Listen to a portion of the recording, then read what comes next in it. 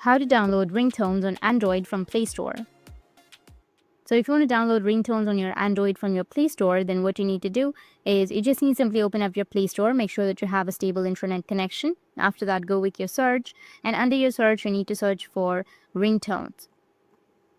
After searching, you will have a lot of application that will provide you with ringtones.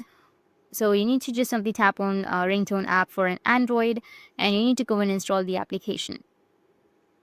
Once you install the application, you will be able to download ringtones. You'll have 10,000 plus ringtones music. You will have diverse collection. It's easy to set as a ringtone. It's custom fine sounds.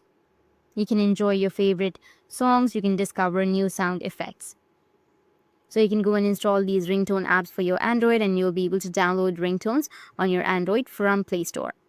That's it. And if you have any questions, feel free to comment below. Thanks for watching.